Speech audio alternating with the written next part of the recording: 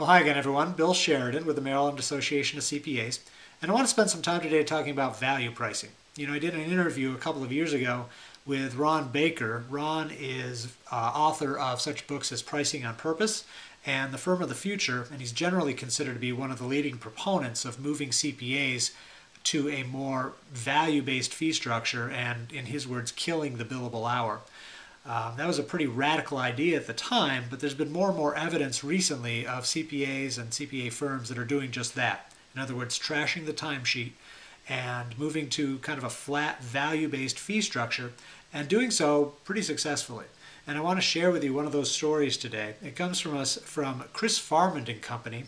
That's a firm in Jacksonville, Florida, and they've embraced value pricing pretty enthusiastically. I got to sit down with Chris and hear more about it at a recent conference. Let's listen to Chris tell his story. So Chris, for the benefit of anyone watching, give us a little bit of background about you. What do you do? Where do you work? That type of thing. Okay. I work, opened up a firm, Chris Farmand and Company, October 1st, 2010. We're a full-service tax, bookkeeping, payroll, consulting practice. Prior to that, I was with a family firm for 7 years. It was my dad and his two brothers, and it was a move that I made. One of the reasons I moved was because back in January of 2010, we decided to trash our timesheet. When I say we, I mean the partner I work for, who is my dad. And when we say trash the timesheet, let's define the terms. We're getting rid of the billable hour here and going with a value-based absolutely fee structure. Is that correct? Yep. 100% value-based, communicated upfront to the client, transparent. The client can say yes or no to it. There's not a whole lot of negotiation, but because we took about 6 days to figure out the pricing for our clients, we put a lot of time and effort. And I had brought tons of resources to my dad to get this 34-year veteran who had tracked his time for 34 years into trashing the timesheet or stop billing. Tell me why you decided to do that. I was really unhappy in the profession. I was really unhappy. As technology advances, I became worthless in a billable world. I really became more and more worthless. And by that I mean the phone call 6 years ago now can be done with an email. Could be done with an email. The technology that clients taking, I use the phrase the cue box has replaced the shoebox. So people have taken it in-house now. I'm doing more consulting than inputting checks and deposits. That stuff was all getting mixed up in this billable just mess. Bills were going out late, clients were complaining, they weren't paying. I blog that every Monday morning. By the way, my blog is www.apr16.com. The whole 16.com, apr16.com. And every Monday morning I called it Bloody Monday because my dad and I would take between 9 and noon to go through the WIP report, and it set the tone for a disastrous week of trying to figure out what to bill and what not to bill.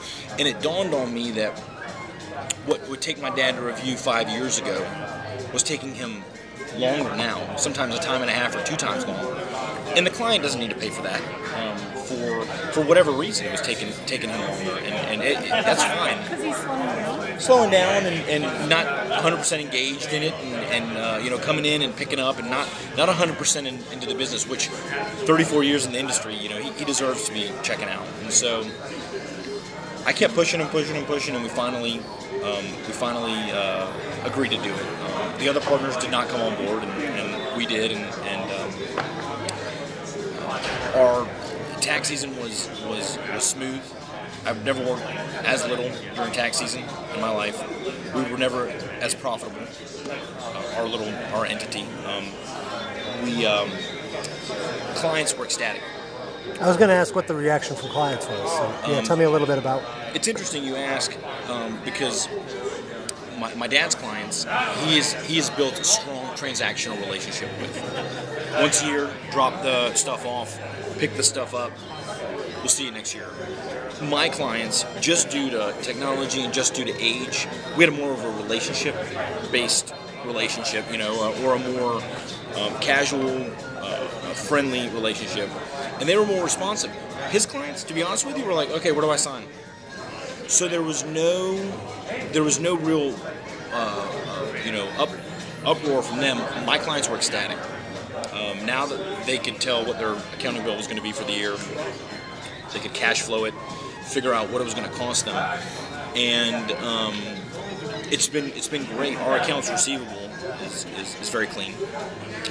The recession has slowed down a few businesses in paying, but it's not nearly what it was last year. And I could tell you in about 3 minutes exactly who owes what and why we have partial payment on some. And whereas last year, I mean, at the end of the year, you're just writing stuff off because you're billing for stuff back in March and April that you never got to. It slipped through the cracks, et cetera, et cetera. With all that being said, and the business processes have improved, my dad and I's relationship has improved. We had our first child last December, and I swore that this was it. No, grandchild's born. He's not gonna see the kid anymore. It's gone 360. I mean, our relationship now is a collaborating relationship. I ask his opinion, he asks my opinion. It's not that we don't fight anymore. We don't argue. We're father and son, but we used to fight 95% of the time. Now it's like 10% of the time. So while we've made more money and that's been great, it's exhausting to fight all the time.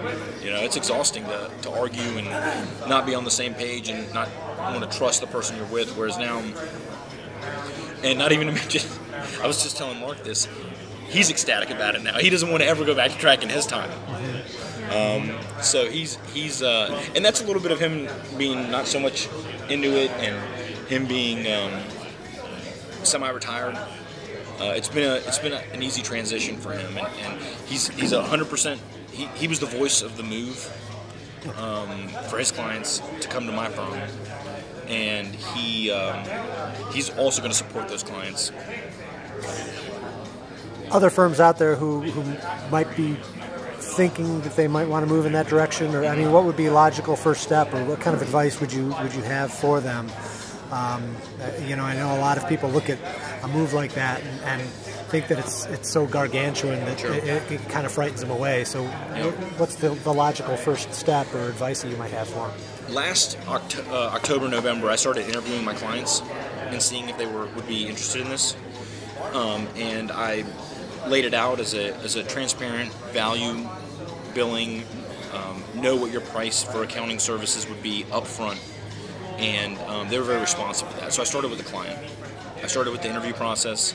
I had no skeptics. I had one skeptic who, fortunately, we fired after tax season because of other reasons, not because he didn't go with. He forced us to track time, but it was not a good fit for the firm. So we got rid of him at the end of the year. But it was just an interview process, a quick call. I didn't do anything over email. It was a personal, touch to figure out, would you be interested in this? And from there, we took a long time to develop our fixed price agreements, and my blog has an example of our fixed price agreement on it. And then our engagement letters and integrating the two.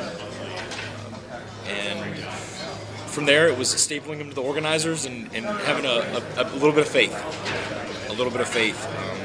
Now, there's a whole other side of what the timesheet stands for that I'm still working on, which is that, that illusion of control that the partners have over their employees. I don't have a whole lot I can share on that right now. Ron Baker in his book From the Future lists pages upon pages of what he calls key performance indicators to replace that timesheet that are pretty powerful. So that would be a good place to start. But for me, it was with the client, and as soon as I got some sort of thumbs up, I ran with it, and I didn't look back. Fantastic. Well, Chris, thanks for sharing the story. I appreciate it. Oh, no, I love it. Thank you.